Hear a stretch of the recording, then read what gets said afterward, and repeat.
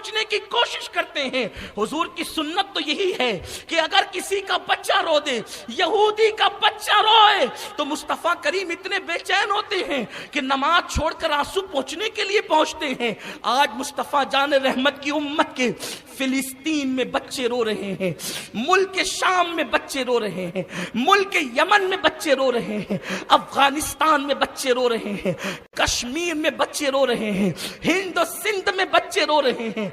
इस कौम के लोगों को उनके आंसुओं की फिक्र है। अगर उनके आंसुओं की फिक्र नहीं तो कहीं ईमान का तोता उड़ तो नहीं गया, ईमान का परिंदा उड़ तो नहीं गया, ईमान दिलों से निकल तो नहीं गया। इसलिए कि मोमिन की शान ये है, वो अपने नबी पे सब कुछ कुर्बान करता है। मेरे आका अलैहिस्सलाम के दीवानों, यहूदी का बच्चा क्यों रो रहा था इसका तस्करा तो अब बाद में आएगा, लेकिन मुसलमानों के बच्चे रो रहे हैं। हाँ हाँ, फिलिस्तीन में वो 6-6, 5-5 महीने के बच्चे जिनका जवान बाप या तो अमेरिका की जेलों में चला गया है या तो यहूद ने उसे कत्ल कर दिया है, वो अपनी माओं के आंचल में इसलिए रो रहे हैं कि उनकी माओं के सीने दूध से खुश्क हो चुके हैं।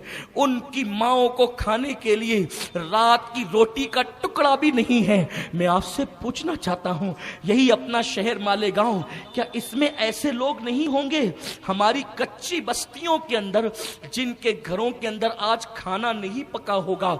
और आज ऐसे घर मालेगांव में नहीं होंगे कि जिनके बच्चे आधा खाना खा के आधा फेंक रहे होंगे? क्या इसे हमारी बस्ती में नहीं है? किसी के यहाँ आधा खाकर उसको आधा फेंका जाता है और कहीं पर रोटी के टुकड़ों को बच्चे तरसते हैं। मैं आपसे पूछना चाहता हूं, इस्लाम यही है? इस्लाम यही है जिनको हमने समझ रखा है? आज मेरी कौम आंसू पोंछने की बजाय रुलाने का काम कर रही है।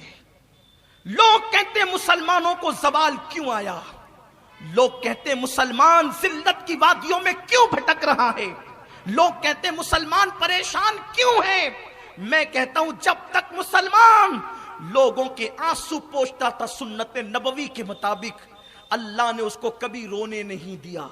जब से मुसलमान ने लोगों को रुलाने का काम शुरू किया, अब ये खुद भी रो रहा है। इंसानियत का जनाजा निकल गया। नहीं है इंसानियत, इंसानियत नहीं है। सफेद लिबास पहनकर,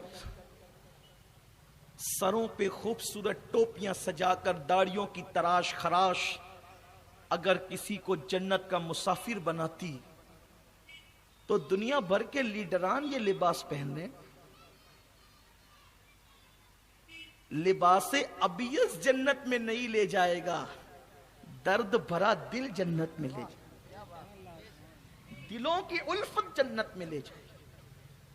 गरीबों के बदन से जिन लोगों को बदबू आती हो और अपने माल के तकब्बुर के नशे में डूब करके जो किसी की गुर्बत का मजाक उड़ाता हो, वो कामिल मोमिन कैसे हो सकता है? मेरे नबी का तो फरमान यहां तक है कि गरीब बस्ती के अंदर अगर फल लाओ, पड़ोसियों को नहीं दे सकते तो वो फलों के छिलके मोहल्ले में अपने घर के आंगन में मत फेंका करो। अगर तुमने फलों के छिलके घर के आंगन में फेंक दिए और कोई गरीब का बच्चा अपनी मां से वो फल मांगे और वो न दे सके और उसको गुर्बत का एहसास हो जाए, तो फल के छिलके फेंकने वालों से कयामत के दिन पूछा जाएगा कि तुमने उसको उसकी गुर्बत का एहसास क्यों दिलाया था। मेरे दीन में तो मेरी कौम के सूफिया ने यहां तक फरमाया, जिसकी मां का इंतकाल हो जाए उसकी मां, उस बेटे के सामने अपनी मां की ममता का इजहार मत किया कर। जिसकी मां का इंतकाल हो जाए उस यतीम बेटे के सामने अपनी मां की ममता का तस्करा मत किया करके मैं घर से निकला तो मेरी मां ने मेरी पेशानी चूम लिया, क्योंकि तेरे इस तज़किरे से उसको अपनी मरहूमा मां याद आ जाएगी और उसका दिल दुखेगा, तो कहीं उस पर तेरी पकड़ न हो जाए। कोई बेवा औरत के सामने कोई शौहर अपनी औरत से प्यार की बात न करे, कहीं उसको अपना मरहूम शौहर याद ना आ जाए। जिस मजहब की तालीम ये हो, आज उस मजहब के मानने वाले زبانوں سے آگ برسا رہے ہو، اس مذہب کے ماننے والے ہاتھوں سے لوگوں پہ ظلم کر رہے ہو. مذہب تو کتابوں میں مقید ہو گیا ہے، اب زندگی رسوم کے ارد گرد گھوم رہی ہے. کہاں ہیں ہم؟ میرے رسول نے اس یہودی عورت سے فرمایا بچہ تیرا روتا ہے، خدا نے طبیعت ایسی بنائی کہ کسی کی آنکھ میں آنسو نہیں دیکھ سکتا. یہاں ایک بات اور یاد آتی ہے، یا رسول اللہ ایک بچہ رویا آپ اتنا تڑپے تھے، یہاں تو پوری امت رو رہی ہے. حضور آپ کی پوری امت رو رہی ہے. حضور کی تڑپ قبر انور میں کیا ہوگی، آقا کی بے قراری کیا ہوگی. لیکن افسوس ہم تو تڑپانا جانتے ہیں، ہم تو مرہم رکھنا ہی نہیں جانتے، ہم تو زخم لگانا جانتے ہیں، ہم تو زخموں پہ مرہم رکھنا ہی نہیں جانتے.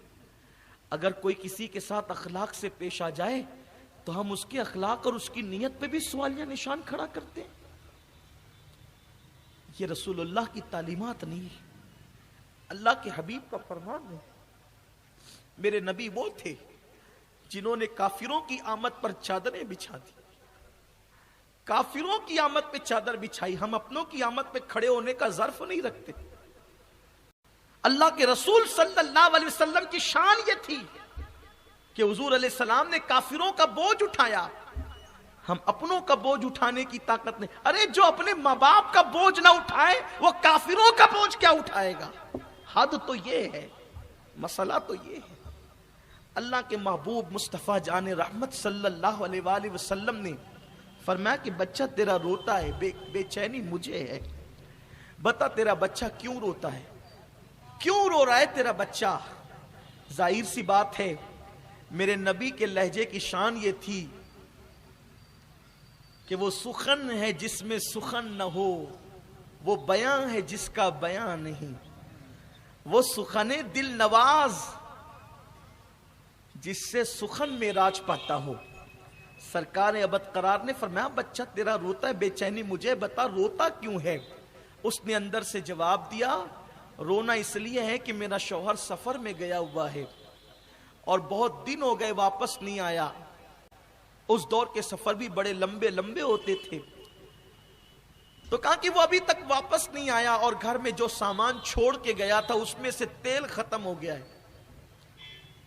تیل ختم ہوا، چراغ بجھ گیا، چراغ بجھا، اندھیرے سے میرا بچہ ڈر کے روتا ہے. میرے کریم آقا سراج منیر نے اس عورت سے کہا انتظار کر. سرکار اپنے گھر گئے. حضور کے گھر میں ایک ہی چراغ تھا. سرکار نے حجرہ عائشہ سے وہ چراغ نکالا اور نکال کر کے اس عورت کے گھر میں چراغ رکھا. گھر میں روشنی ہوئی. روشنی کیا ہوئی کہ وہ بچے کا رونا بند ہو گیا. بچہ چپ ہوا. حضور مسکرائے اور پھر مسجد نبوی میں تشریف لائے. حضور نے اپنے گھر کا چراغ اس کے گھر میں رکھا. حضور کے گھر میں بظاہر اس وقت ایک ہی چراغ تھا. سراج منیر کے گھر میں اس وقت ایک ہی چراغ تھا. سرکار نے اپنا چراغ اس کو دے دیا کہ اس کا بچہ نہ روئے. یہاں تو محلے میں میرے گھر کا کچرا تیرے گھر پہ کیوں، تیرے گھر کا کچرا میرے گھر پہ کیوں، اسی پہ ایک دوسرے پہ کیس ہوتے ہیں، ایک دوسرے پر کا مرڈر ہوتا ہے، ایک دوسرے کے ساتھ لڑائیاں ہوتی ہیں. وہاں گھر کا چراغ دوسرے کے گھر میں روشن ہو رہا ہے. یہ دین ہے، دین اسے کہتے ہیں. آپ کہاں ہیں دین کے پاس، اور دین سے کتنے دور ہو گئے ہیں ہم. جمعہ کی صرف 2 رکعت نماز پڑھ کے مسلمان بننا چاہتے ہو. گھر میں قرآن مقدس رکھ کر کے دھول اس پر تہ بتہ جمتی جا رہی ہے. کبھی قرآن پڑھا یہ سوچ کر کہ قرآن کہتا کیا انسان سے. کبھی سیرت مصطفیٰ کا مطالعہ کیا کہ مصطفیٰ جان رحمت صلی اللہ علیہ وسلم کی زندگی کیا ہے، آقا کریم صلی اللہ علیہ وسلم کس طرح سے زندگی گزارتے تھے. گھر کا چراغ مصطفیٰ جان رحمت نے وہاں دے دیا. یہاں تو یہ ہے کہ دوسرے کے گھر کا پانی اپنے گھر کے آنگن میں گرا تو مسلمان اس پہ بھی لڑتے ہیں. میں سمجھتا ہوں کہ زیادہ جھگڑے اگر کسی کے محلے میں ہوتے تو مسلمانوں کے گھروں میں ہوتے. یہ قوم کا حال ہے. کسی کا بچہ کسی کے بچے کو مار دے تو یہ نہیں کہتے کہ چلو وہ بھی تو اپنا ہی بچہ ہے، ہم اس بچے کو خود مارتے، بڑے مارتے اس بچے کو، میرے بچے کو کیوں مارا. دین نہیں سیکھا، دین نہیں سیکھا.